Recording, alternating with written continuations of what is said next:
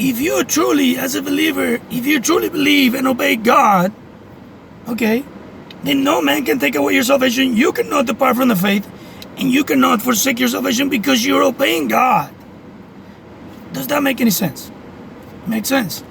If you're truly keeping the commandments of God, that is to love your neighbor as yourself, love God with all your mind, heart, and soul, you cannot lose your salvation because you are doing what God commands you to do.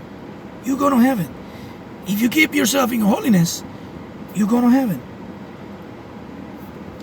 Grace has been given unto us so that we have strength against sin. We have strength against walking in disobedience against God and say no to the schemes and the lies of the devil. It's been given to us. But if you are keeping God's commandments today, doing His will, doing the right thing before Him, obeying Him, you're going to heaven. You're going to heaven if you're doing that.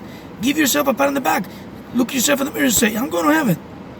Because you love Jesus. You hate the world and the things thereof.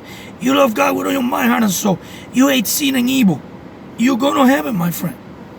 Don't deceive yourself. Now, there's conviction for a reason. If you don't love Jesus, okay, and you don't want to do anything with God, you don't want to read the Bible, you got to check yourself. The Bible says, I give exhortation to reading, to doctrine.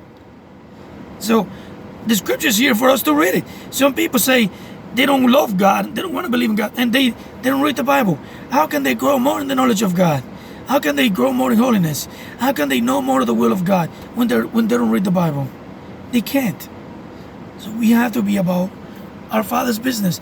That is to preach the gospel, to read His word, to fast, to share the truth with people, to abstain from all appearance of evil, and the God of gloriness, the God of holiness and glory will sanctify us holy. You know, the Bible says, this is God's will, your sanctification.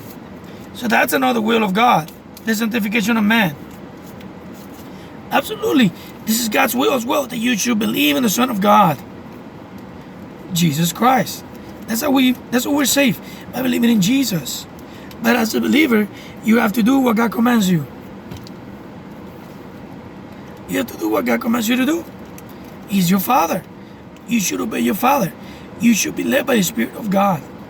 That's a true Christian. Okay? Thank you guys for watching. God bless you.